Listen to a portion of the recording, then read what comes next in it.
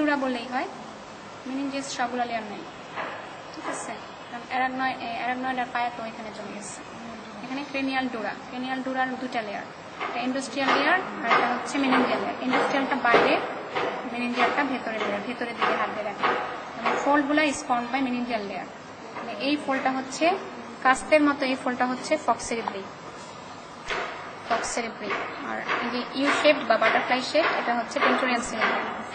আর এই যে এটা হচ্ছে ফক্স সেরিবেলি এটা।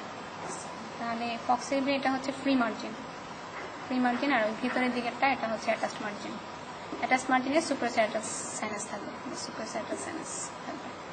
আর ফ্রি মার্জিনে ইনফ্রাসাইটাল সাইনাস থাকবে। সুপ্রাসাইটাল সাইনাস সাধারণত রাইট ট্রান্সভার্সে যায়, এটা ট্রান্সভার্স। সালকাসটা হচ্ছে for transverse sinus group.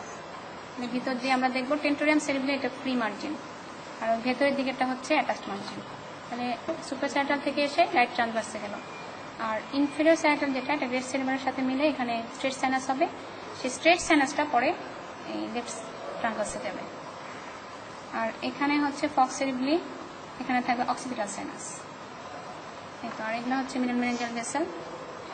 Middle meningeal আর্টারিটা হচ্ছে maxillary artery branch. Middle meningeal vessel, যেখানে যেখানে ভেসেল বা সাইনাস থাকবে ওখানে ওখানে স্পেস থাকবে আর কি, দুটো লেয়ারের মধ্যে ফাঁক থাকবে। আর বাকি জায়গাগুলো ফিউজড হয়ে গেছে, 2 লেয়ার্স। এখান থেকে আপনার স্পাইনাল ডুরার সাথে পার্থক্য জিজ্ঞেস করবে।